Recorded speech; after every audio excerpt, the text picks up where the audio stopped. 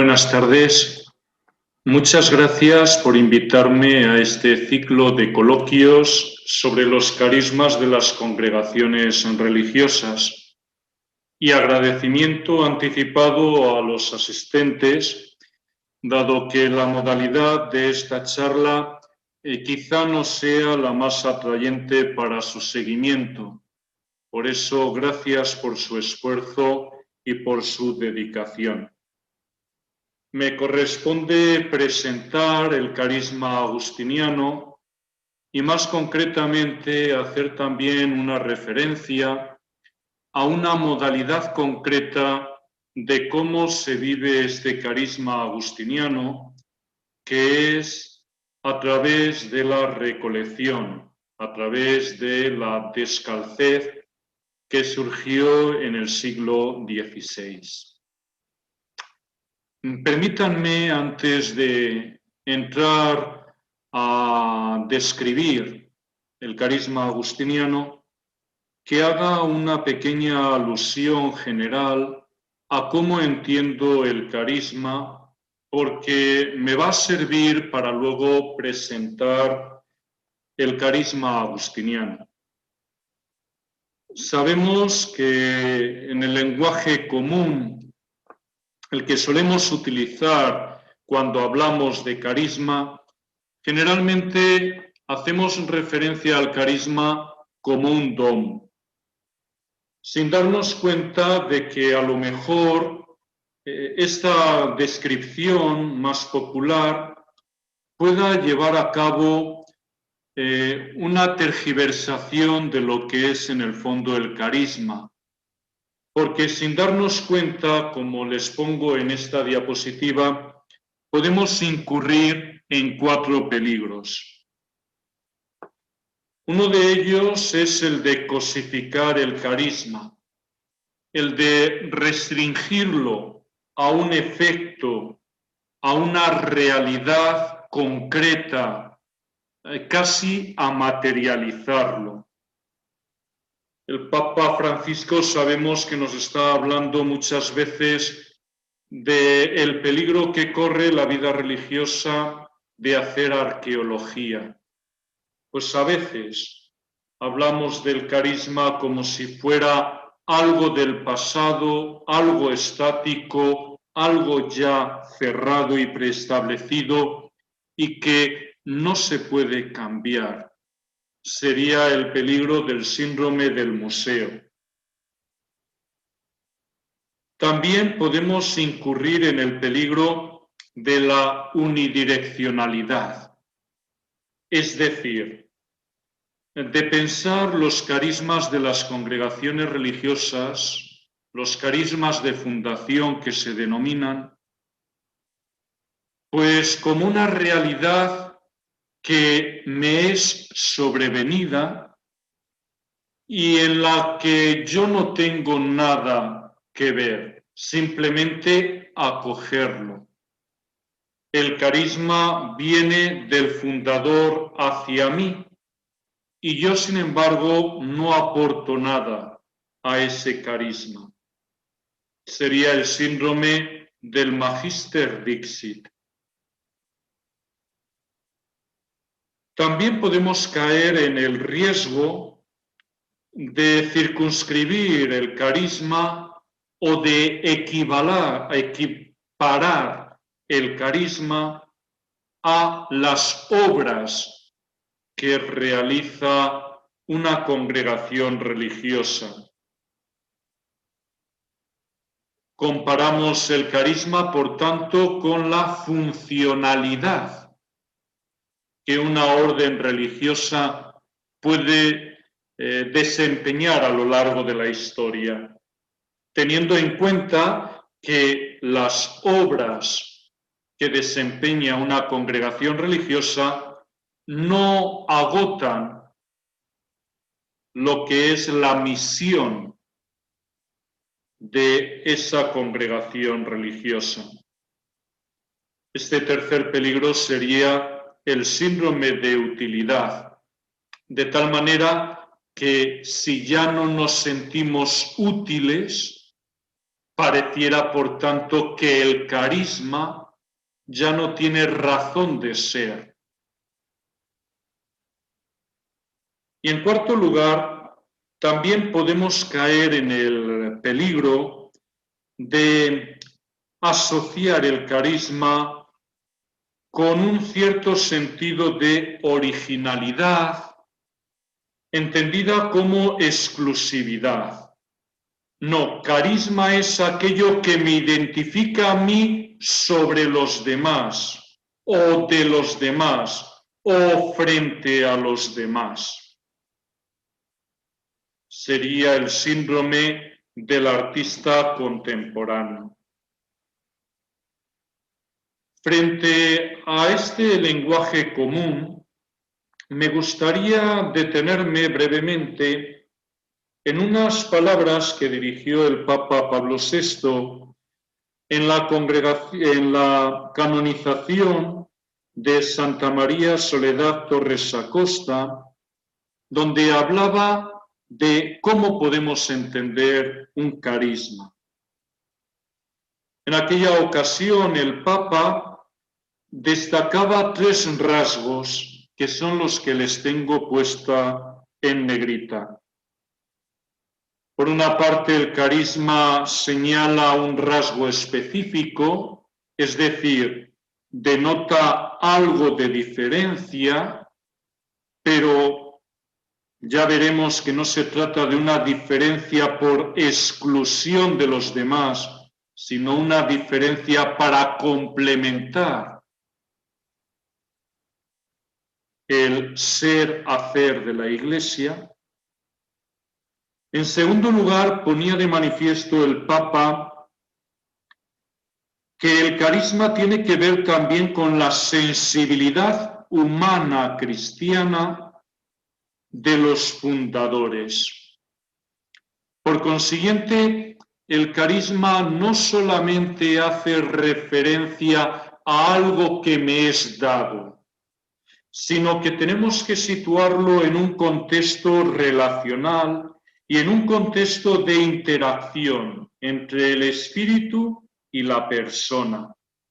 Es lo que el Papa denominaba el genio del fundador. Y en tercer lugar, el Papa nos da una clave hermenéutica que no tenemos que perder nunca de vista. Todo carisma se ve desde el Evangelio. Todo carisma se concreta desde el Evangelio. Puede haber un versículo, puede haber un fragmento del Nuevo Testamento desde el que el fundador o la fundadora de una congregación releen toda la buena noticia de Jesús. Vendría a ser como el enfoque desde el que esa persona se abre a lo que quiere Jesús de ella o a la manera como quiere Jesús que se le siga. Sin darnos cuenta, esta reflexión del Papa Pablo VI nos lleva a presentar el carisma como una realidad personal, dinámica y análoga. Les he puesto un versículo, el de Juan 14, 26, donde se nos habla de que el Espíritu hace memoria en nosotros y hace memoria en nosotros de la persona de Cristo y hace memoria en nosotros de la persona de Cristo para hacerla actual en las necesidades que nos toca vivir. Considero que este versículo de Juan es una buena clave hermenéutica para entender qué es el carisma. La teología y con ella el magisterio, ha solido subrayar que no podemos identificar carisma con espíritu. El carisma es una realidad distinta del espíritu. Pero a veces este pensamiento teológico nos ha llevado a romper la relación que existe entre carisma y espíritu. Como dije anteriormente, nos ha llevado a cosificar lo que es el carisma. Y hemos perdido de vista que el carisma, como la gracia, hacen referencia a la interacción que existe entre el espíritu y una persona concreta que es en la que desciende el espíritu. El carisma hace referencia a la transformación personal que la persona del espíritu o la presencia personal del espíritu lleva a cabo en nosotros. Sería ese proceso y ese efecto del espíritu en nosotros, un efecto y un proceso que, como bien nos decía San Juan, nos lleva a realizar memoria creativa en nuestra vida de qué es lo que querría Jesús de Nazaret en nuestro momento actual. Por consiguiente, el carisma es una presencia personal, la del Espíritu, que no anula nuestra personalidad, la de la persona en la que desciende el Espíritu, sino que por el contrario la despierta y le hace caer en la cuenta de qué es lo que Jesús quiere de ella. Cuando nosotros hablamos de carisma, estamos por tanto refiriéndonos a ese proceso y ese efecto de la interactuación del espíritu con la sensibilidad personal de cada uno de nosotros, de forma que el espíritu recuerda en nosotros y recuerda desde nosotros quién es Jesús de Nazaret. Pongo ahí que el espíritu nos pone en situación de que solamente podemos entender el carisma en el marco vivencial del seguimiento de Jesús. ¿Cómo seguir a Jesús? Teniendo en cuenta que el seguimiento de Jesús implica la circularidad de tres personas. La del Espíritu, que se presenta como agente del seguimiento, la de Jesús de Nazaret, que se presenta como la persona a la que seguimos, y la del seguidor, que representa la persona que se pone a seguir a Jesús. Y hemos hablado de cómo seguir a Jesús aquí y ahora.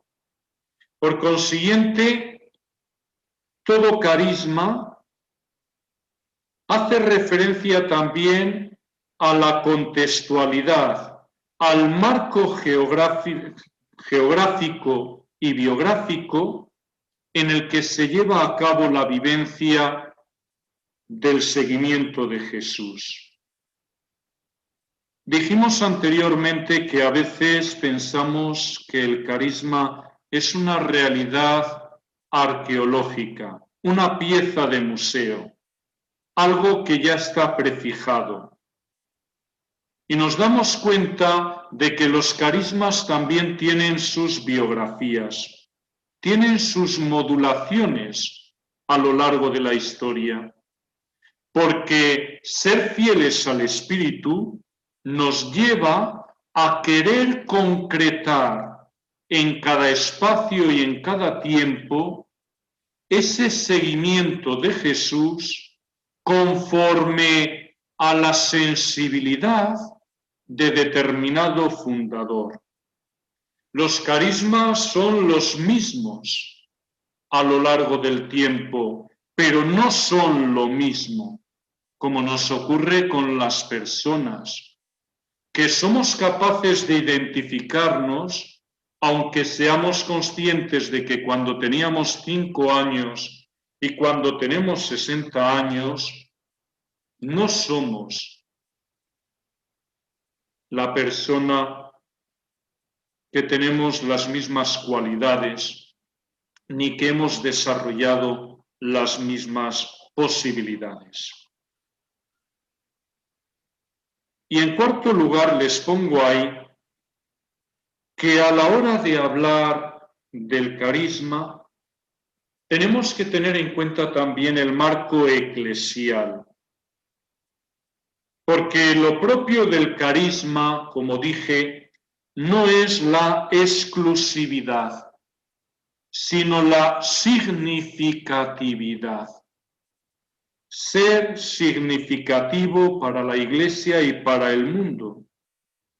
Y esta significación viene dada no por oposición al resto de carismas que existe en la Iglesia, sino como complementariedad con ellos, de tal manera que la Iglesia pueda experimentarse como un cuerpo.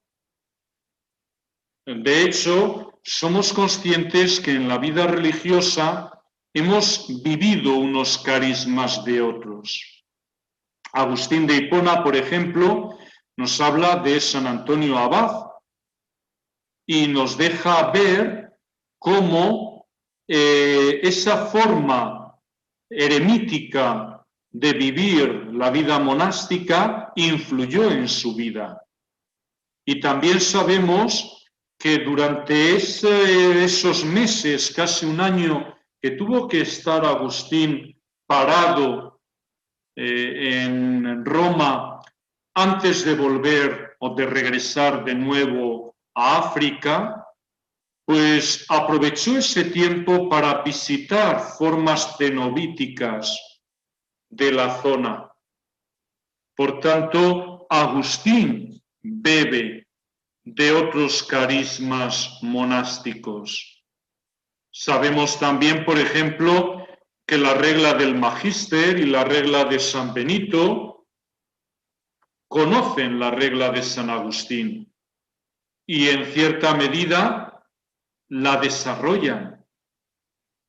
Por ejemplo, también en la Alta Edad Media sabemos que experiencias monásticas como la de los cartujos, los premostratenses, no se podrían entender sin la vivencia monástica benedictina, ya fuera de Cluny o ya fuera del Císter.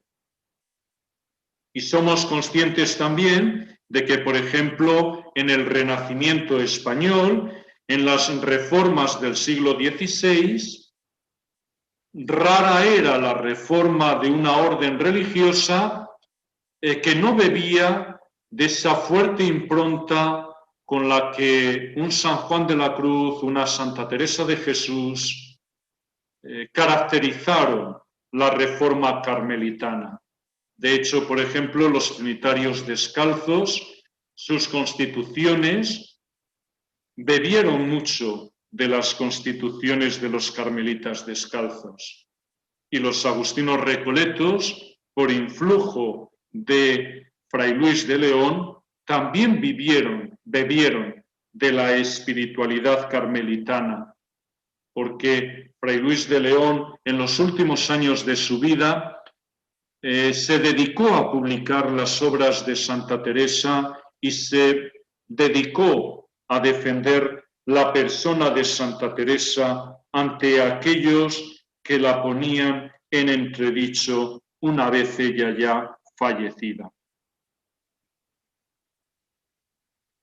Como decía el Papa, es verdad que todo carisma tiene como una caracterización propia, que es la que le viene por esa interactuación personalizante de una persona que acoge la presencia del Espíritu.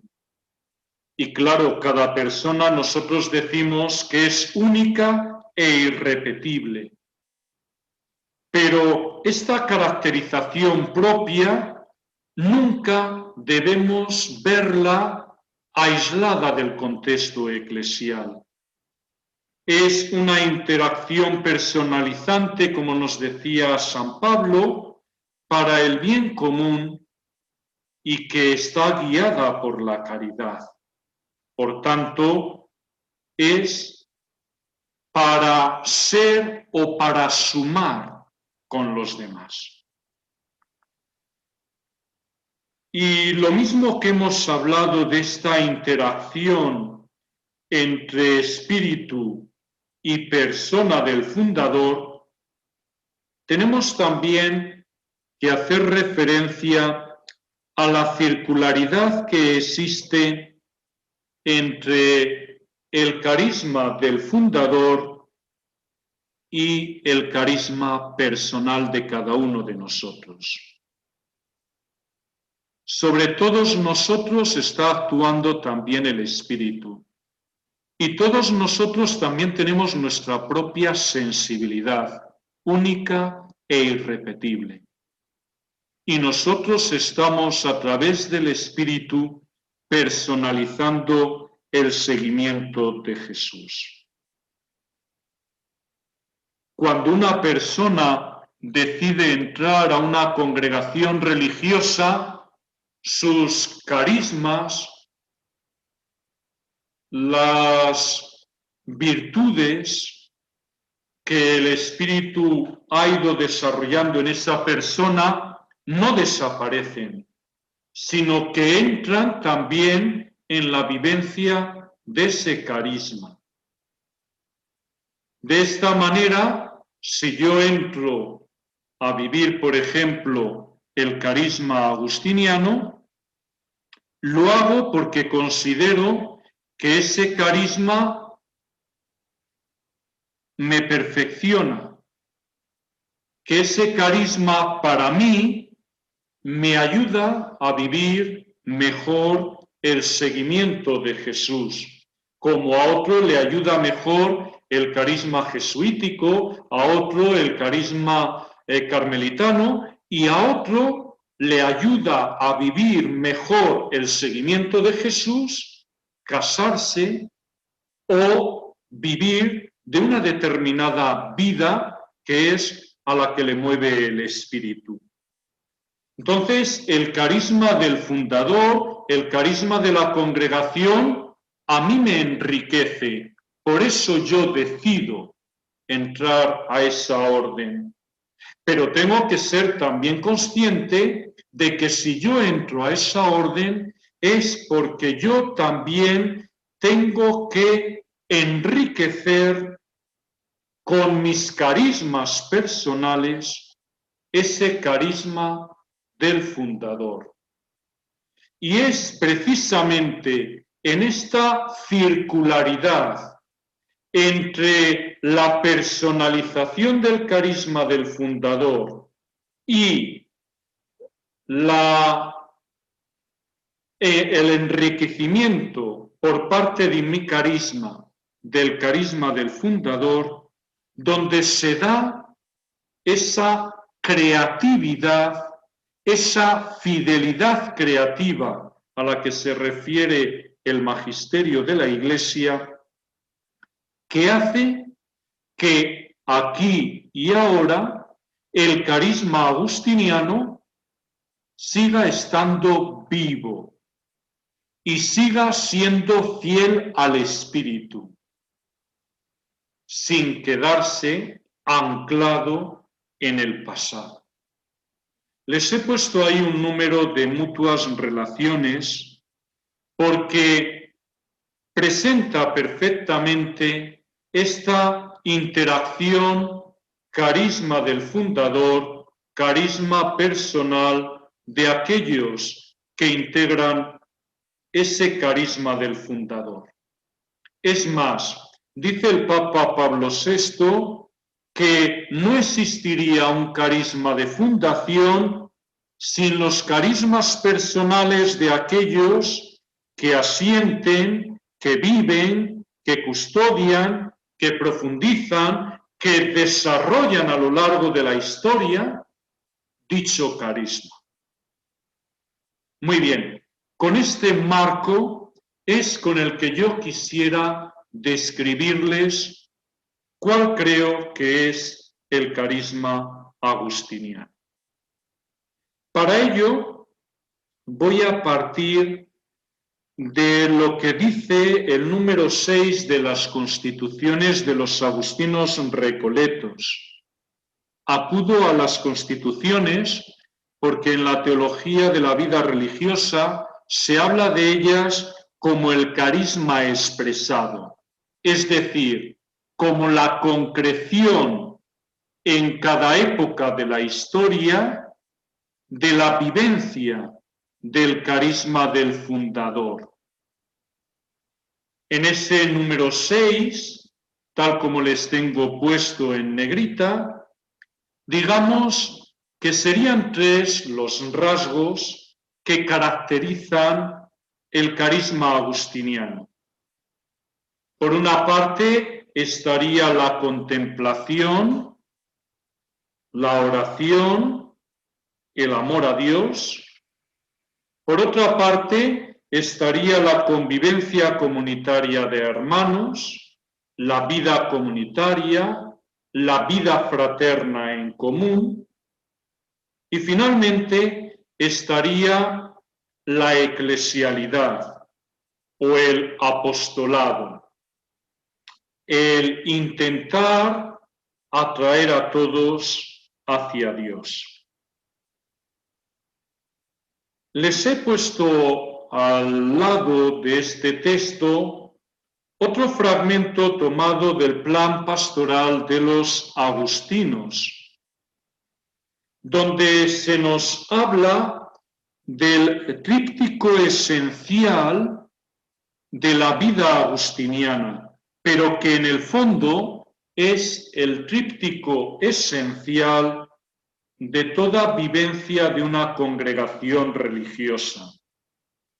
Ahí se nos habla de la identidad, de la comunidad y de la misión.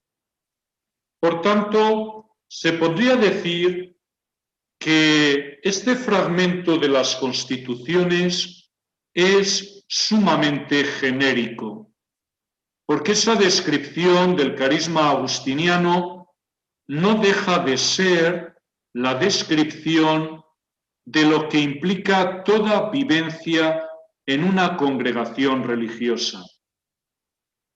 Todos tenemos que tener un espíritu contemplativo para saber descubrir a Dios en nuestra historia.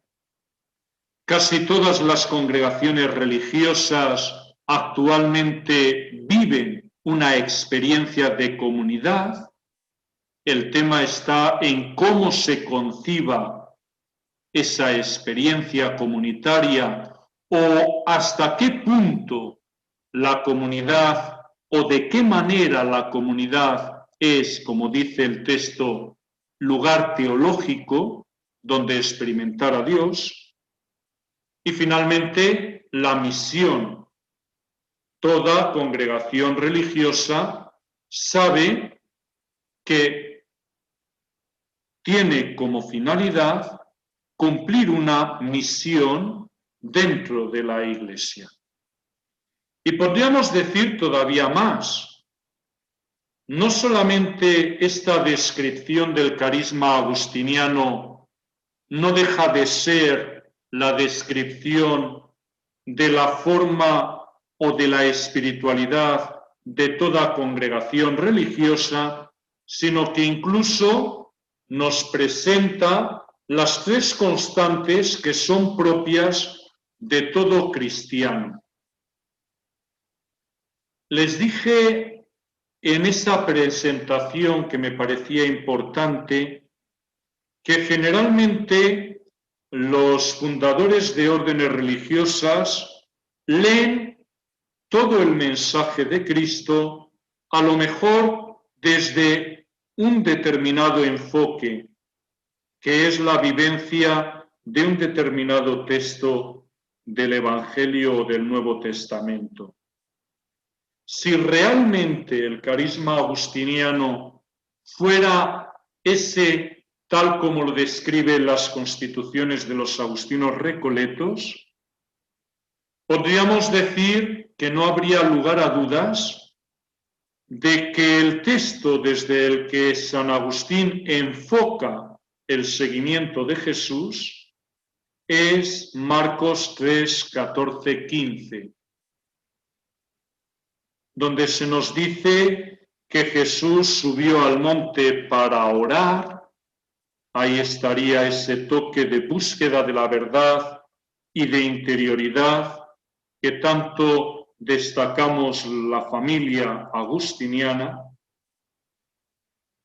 que después de orar bajó y llamó a los que él quiso para que estuvieran con él, es decir, para crear una comunidad, la perfección de la caridad, a la que también nos solemos referir los agustinos, y no solamente para que estuvieran con él, sino para enviarlos a expulsar demonios, es decir, ese sentido de servicio a los demás, de servicio a la Iglesia, de eclesialidad. Vemos, por tanto, que el carisma agustiniano intentaría recoger, conforme a esta consigna, las tres constantes de todo seguidor de Jesús, de todo cristiano en cuanto seguidor de Jesús.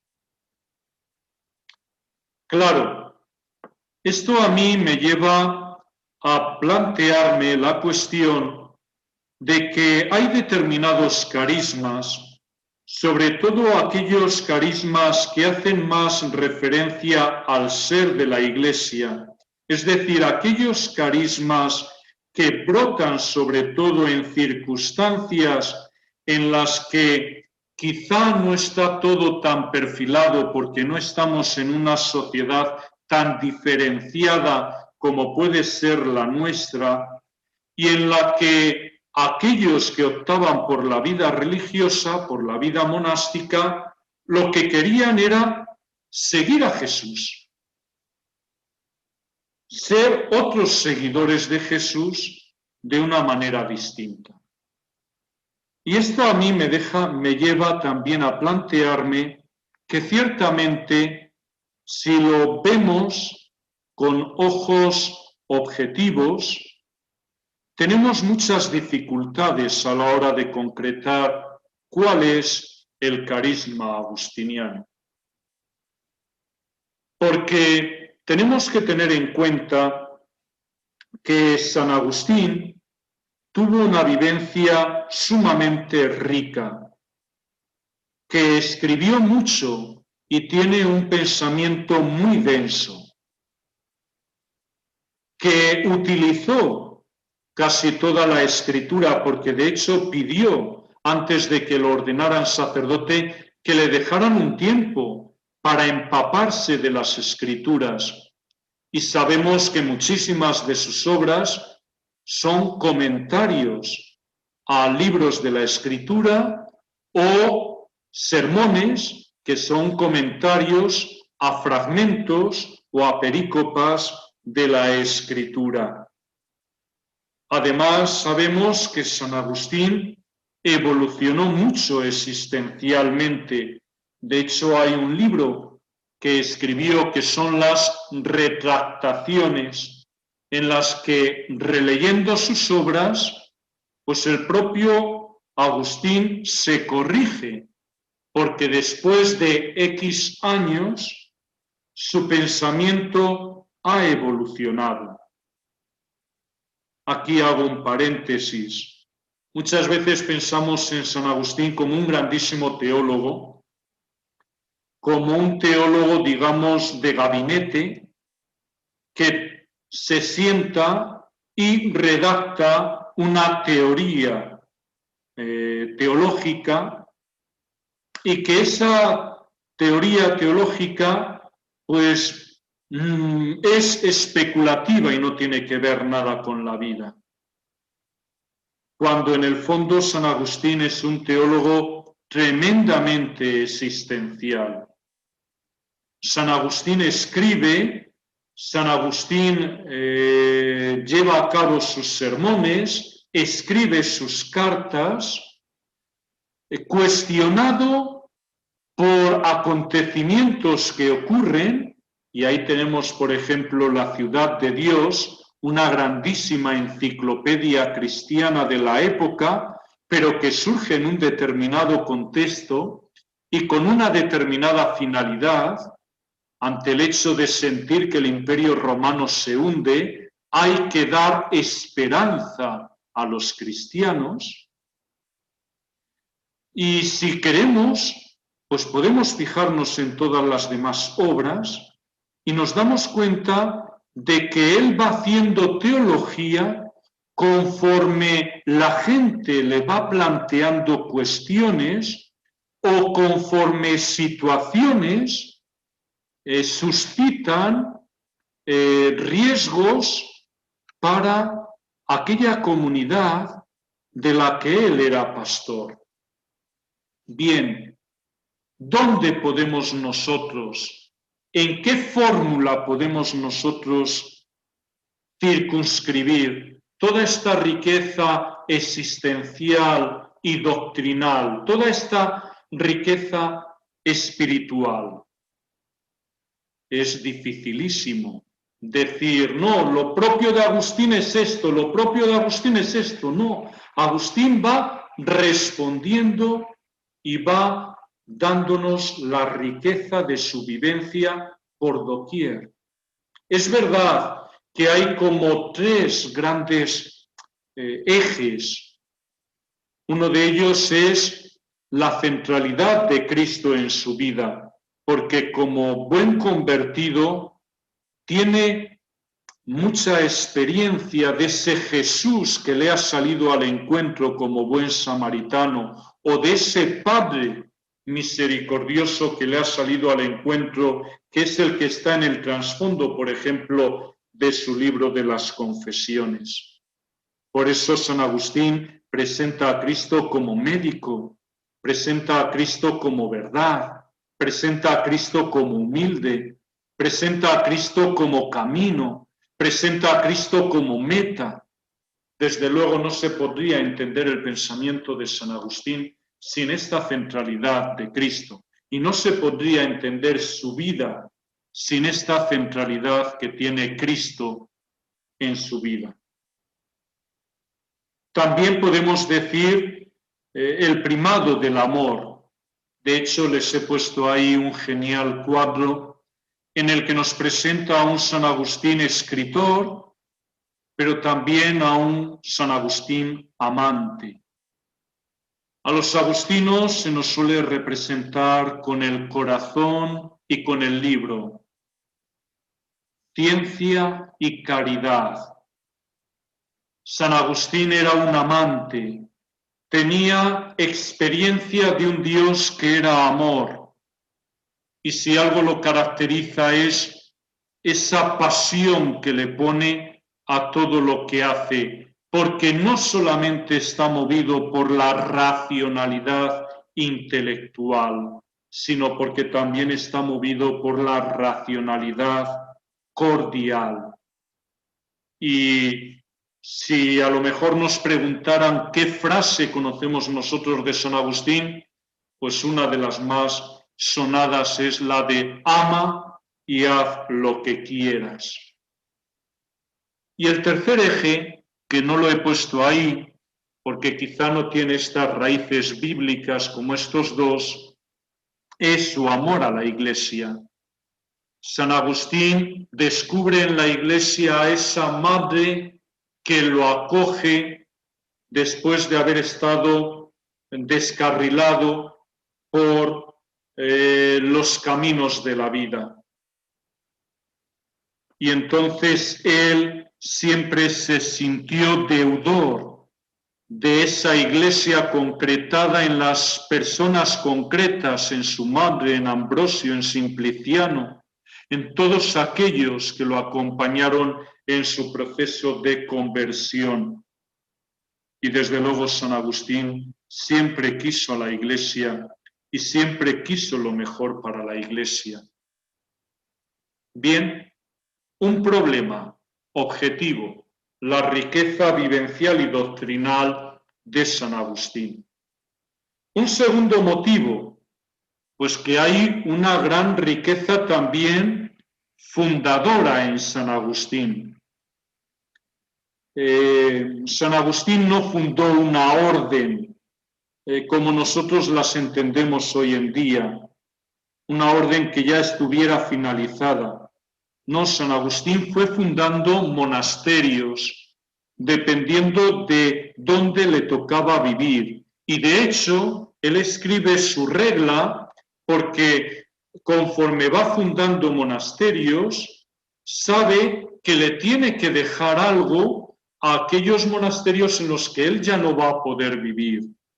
Él tuvo primero unas experiencias monásticas que a lo mejor no cuajaron, como fueron el proyecto de Milán y la experiencia de Casiciaco. Él experimentó otras formas monásticas mientras estaba, como les decía, esperando para retornar a África, y él valora el sentido ascético, escatológico, incluso eremítico de algunos cenobios. Él funda el monasterio de Tagaste y el monasterio de Tagaste se caracteriza sobre todo por ser un monasterio de laicos, de gente no ordenada que quería vivir conforme a un modelo de vida. Y este monasterio precisamente lo hace Agustín con amigos, con personas no solamente que conocía, sino que personas con las que había ido trabajando su retorno a Dios. Entonces, claro, ¿dónde se concreta el carisma agustiniano? En este modelo monástico laical y amical de Tagaste. Si esto fuera así, por ejemplo, los agustinos tendríamos que ser una orden de hermanos, cuando sabemos que la mayoría de los agustinos hoy en día se ordena sacerdote. San Agustín fundó otro monasterio en Hipona, también laical, ya no con sus amigos. Y en Hipona, una vez que fue ordenado sacerdote, y no digamos nada cuando es ordenado obispo, como él quiere seguir viviendo ese ideal que lo ha apasionado, funda un nuevo monasterio, un monasterio donde residen clérigos y un monasterio donde reside gente que tiene un encargo muy específico, como es la de evangelizar, porque son ministros. Entonces, ¿cuál de todos estos modelos monásticos es el que tenemos que tener en cuenta para hablar del carisma agustiniano? Eso sin tener en cuenta, pues, otros monasterios que, siguiendo a los que había fundado directamente Agustín, surgen en Cartago, o los consejos que Agustín dirige a otros monasterios del norte de África, o incluso, pues, monasterios de monjas a los que él mismo adapta su regla monástica. es una segunda dificultad muy objetiva a la hora de concretar el carisma agustiniano. Y la tercera dificultad a la que me voy a referir es la de las relecturas que el carisma agustiniano, que la experiencia monástica de Agustín ha sufrido a lo largo de la historia. Hoy por hoy, la orden de agustinos, la orden de agustinos recoletos, la orden de agustinos descalzos de Italia, no han sido fundados directamente la orden tal como está estructurada por San Agustín. La orden de los agustinos surge en el siglo XIII y las otras dos pues surgen como reformas de la orden de San Agustín. Es verdad que hubo determinados monasterios que vivían la regla de San Agustín, pero debido a las circunstancias históricas, a las invasiones, el monacato propiamente agustiniano parece que se acaba por allá por el siglo VII. Por consiguiente, a la orden de San Agustín le falta propiamente un fundador como por ejemplo pueden tener los jesuitas a Ignacio de Loyola, pueden tener los carmelitas descalzos a Teresa de Jesús, a Juan de la Cruz, los trinitarios descalzos pues a Juan Bautista de la Concepción, los salesianos a don Juan Bosco, San Juan Bosco.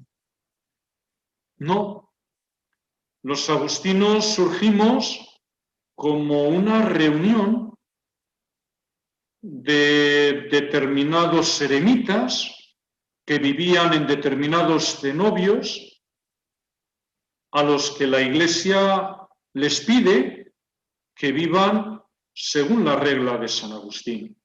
Y los agustinos recoletos no nacemos tampoco teniendo un fundador específico, sino que nacemos de la decisión de un capítulo provincial, de tal manera que nosotros tampoco tenemos una personalidad que nos aglutine. Esto ha hecho que la vivencia del carisma agustiniano a lo largo de los siglos pues haya enfocado unos aspectos u otros dependiendo de aquellas personas que querían vivir ese carisma. Ahí, por ejemplo, les hago referencia a los canónigos regulares y a unos muy concretos, como son los de la abadía de San Víctor en París, que como sacerdotes que eran, como canónigos, pues tenían muy clara esa dimensión apostólica del carisma agustiniano, pero que al mismo tiempo descubrieron la importancia del estudio para San Agustín, la importancia de la vivencia comunitaria y en los comentarios que nos han dejado de la regla subrayan el primado del amor. Los ermitaños de San Agustín, la orden de San Agustín que surge en el siglo XIII, pues tiene también esta dimensión eclesial, pero tamizada con las características propias de lo que van a ser las órdenes mendicantes, con su itinerancia, su concepto de convento, su concepto de fraternidad, y con cierto toque eremítico, porque como les he dicho, fueron eremitorios del norte de Italia los que fueron unidos bajo la regla de San Agustín. Los agustinos recoletos, cuando nacemos en el siglo XVI, pues nacemos en un contexto en el que se habla mucho de recogimiento, donde se valora mucho la oración y se le otorga mucha importancia a la contemplación, donde se quiere volver a dedicar mucho tiempo a la meditación, donde se quiere recuperar el sentido de la pobreza y por eso se habla de la austeridad, del ascetismo, frente a una vida más regalada o más lujosa.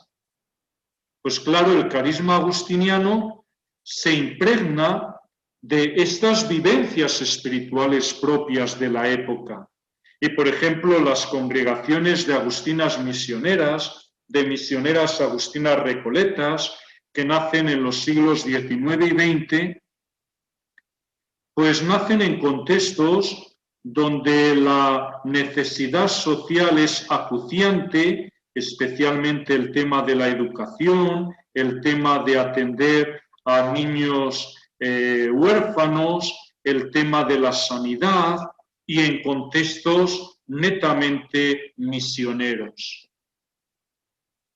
¿Qué es lo que es común a todas estas modulaciones históricas del carisma agustiniano? ¿En qué tenemos que centrar que sea lo común del carisma agustiniano? Habrá unos que pongan de manifiesto unos aspectos, habrá otros que pongan otros. Yo voy a centrar el tema. Para ello me voy a servir del esquema que puse anteriormente. Acción de la persona del Espíritu, presencia de la persona del Espíritu en una persona, de tal manera que mueve su sensibilidad, que despierta su sensibilidad. Pues bien, sabemos que San Agustín era un hombre apasionado, al que le movía la búsqueda de la verdad, la búsqueda de la felicidad.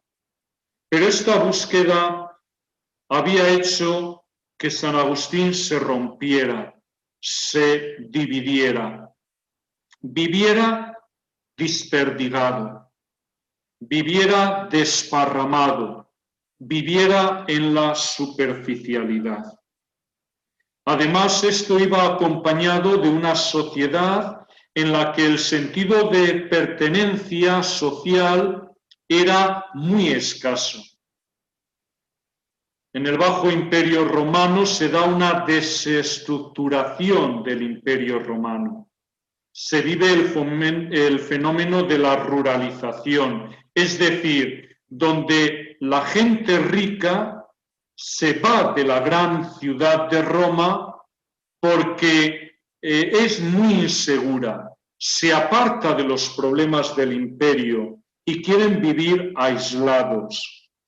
Tan solo las religiones mistéricas llevaban a cabo un sentido de pertenencia más fuerte, e incluso las escuelas filosóficas, pero teniendo en cuenta que toda escuela filosófica lo que pretendía era llevarnos a que el filósofo se valiera por sí mismo. Y San Agustín bebió de estas fuentes filosóficas y vivió en esta sociedad despersonalizada, con baja pertenencia y una sociedad además muy dividida, muy clasista, donde había una gran separación entre patricios, plebeyos, libertos, esclavos, y donde la propia Iglesia, la Iglesia católica, también vivía muchas divisiones. Una de ellas poniendo de manifiesto que solamente los puros son parte de la Iglesia, como decía el donatismo.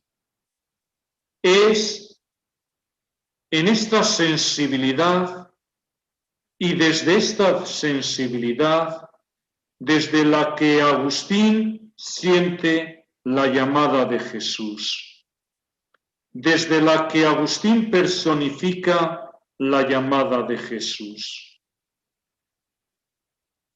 El plan de vida monástico que San Agustín quiere llevar a cabo lo inserta en este ámbito de querer personalizar quién es Jesús para él.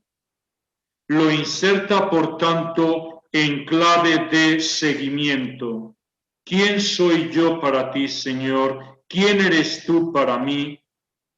de manera que pueda seguirte.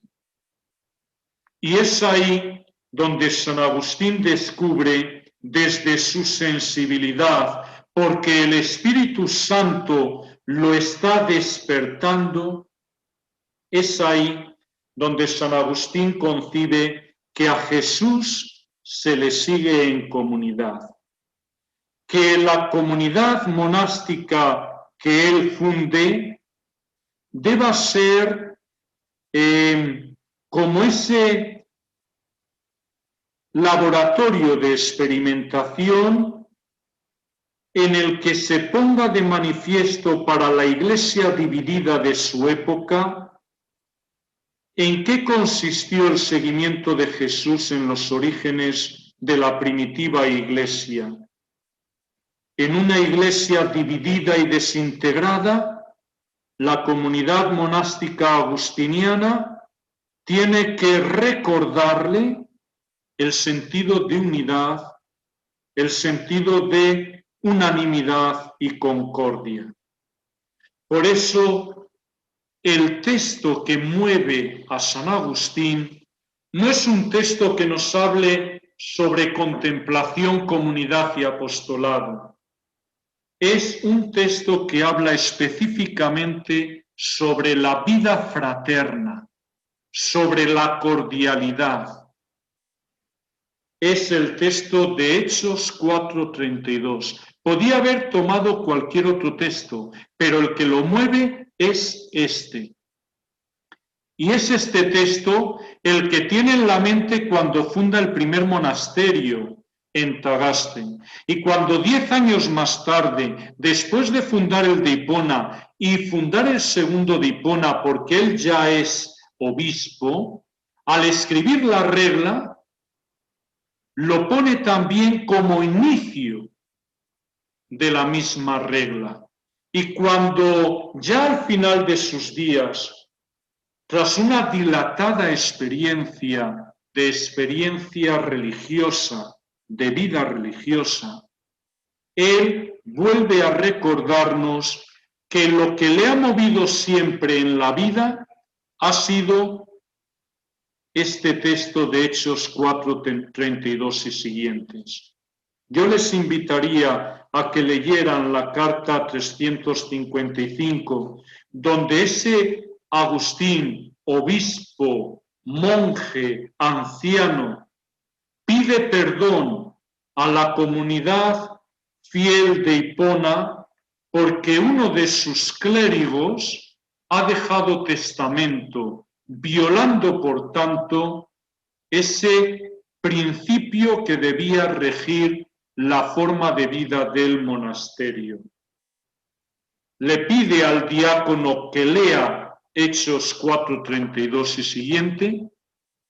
Cuando termina de leer el diácono, lo vuelve a leer a Agustín, y cuando termina de leerlo él, dice: mirad, esto es lo que queríamos, por favor, rezad para que lo cumplamos. Yo considero, por tanto, que lo fundamental del carisma agustiniano viene dado por cómo Agustín quiere concretar este seguimiento de Jesús en comunidad, desde una comunidad que realmente se caracterice por la cordialidad trascendente, esa sola alma y ese solo corazón dirigidos hacia Dios, que se verifique en la comunión de bienes, donde todo sea común, una comunión de bienes que no nos debe llevar a la uniformidad, sino a la comunión en la diversidad, de tal manera que no se dé a todos por igual, sino según lo que necesite cada uno. Una comunidad donde la estructura comunitaria esté caracterizada por la caridad que debe regir en las relaciones interpersonales, ese pensar en el hermano, ese pensar en la comunidad antes que en uno propio.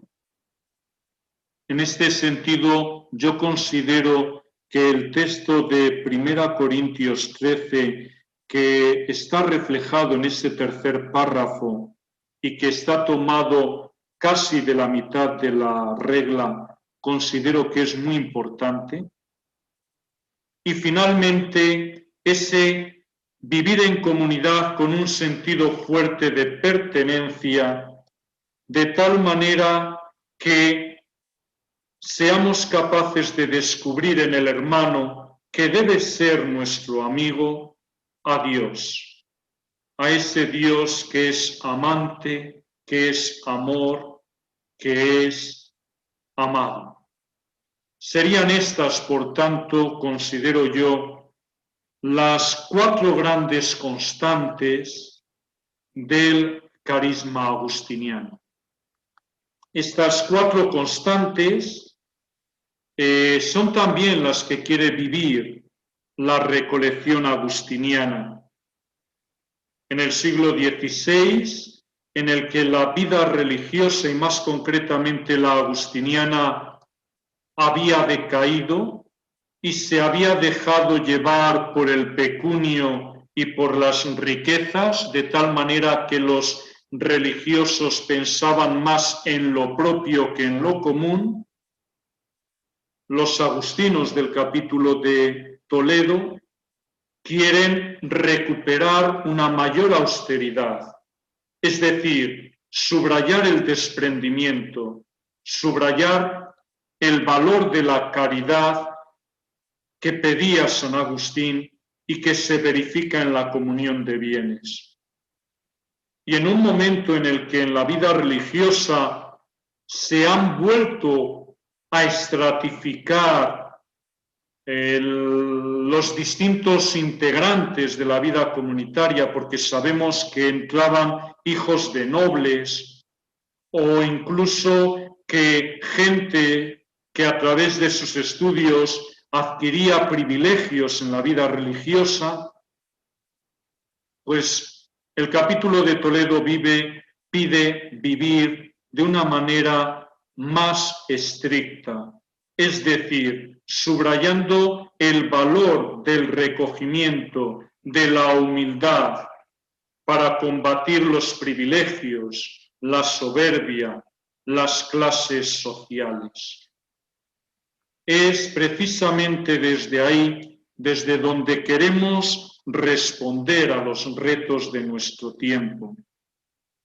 Yo considero que lo propio de los agustinos es el traslucir al Padre de nuestro Señor Jesucristo en nuestra manera de relacionarnos mutuamente como hermanos, siendo para la sociedad de nuestro tiempo vehículos de comunión, vehículos de fraternidad, vehículos de cordialidad, donde realmente el cariño, la ternura sean la base de las relaciones humanas.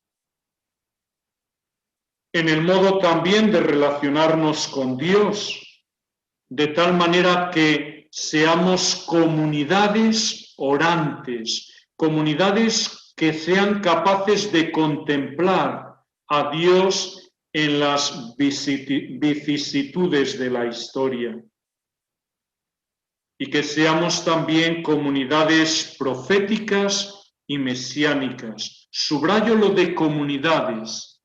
El apostolado tiene que brotar de esa cordialidad comunitaria. Si algo debe caracterizar nuestra forma de hacer, de presentarnos ante el mundo, de servir a la Iglesia, es servirla como comunidad de hermanos, servirla desde comunidad de hermanos, que sea capaz de denunciar aquello que no funciona bien en nuestro mundo y que sea capaz también de proponer vías de solución.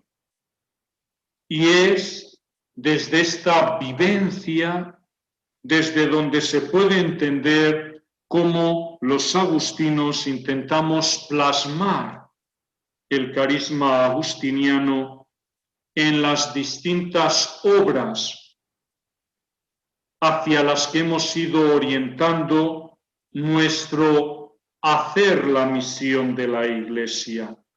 De hecho, en Granada, pues tenemos, digamos, distintas manifestaciones de esta plasmación.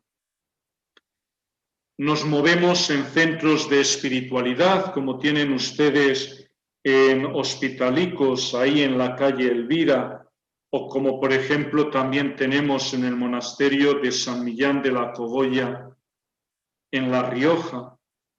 Nos movemos en centros de formación, como pueden ustedes ver ahí en el santuario de Santa Rita, en el barrio de Monachil, o en el santuario de Nuestra Señora del Camino, en Monteagudo. Nos movemos en centros educativos y universitarios, porque el estudio y la búsqueda de la verdad fueron importantísimos para San Agustín, y ustedes lo ven también ahí en Granada, en el Colegio Santo Tomás de Villanueva, o por ejemplo en la Agustiniana de Bogotá. Nos movemos en centros misionales, tenemos distintas misiones a lo largo del mundo, como en la prelatura de Marayó, en el Amazonas, o como en Sierra Leona, una fundación misional bastante reciente y que llevan nuestros religiosos de Filipinas. Nos movemos en centros parroquiales, como ustedes también pueden conocer en la parroquia Santo Tomás de Villanueva de Granada, o por ejemplo la parroquia del Carmen de Manila. Y nos movemos también en el desarrollo de actividades de solidaridad y de entrega a los más necesitados, porque la comunión de bienes que nos predica San Agustín en la regla debe abarcar a todos los hombres y debemos poner en común nuestros bienes con todos los hombres, atendiéndolos según sus necesidades.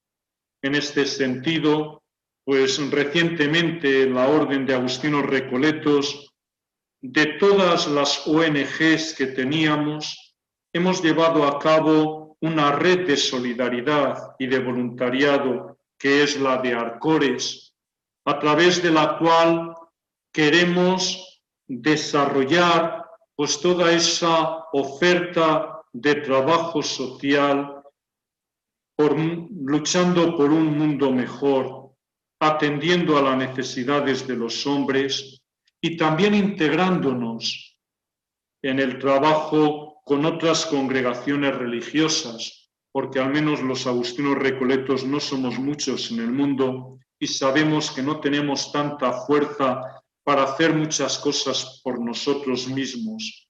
El sentido de eclesialidad también nos lleva a abrirnos, a integrar otros proyectos y a través de Arcores, de esta red de solidaridad, pensamos que es la mejor manera de hacernos presentes en este ámbito tan acuciante y tan necesario hoy en día para el desarrollo de todo carisma eclesial. Pues bien, este ha sido mi oferta, o esta ha sido mi oferta, mi presentación, mi descripción de lo que yo considero que es el carisma agustiniano, de la espiritualidad que fundamenta todo lo que hacemos, tanto los agustinos como los agustinos recoletos, como los agustinos descalzos, las agustinas misioneras, las misioneras agustinas recoletas. Muchas gracias por su atención y gracias también porque sé que me he pasado un poquito de la hora, pero gracias por haberme permitido esta licencia.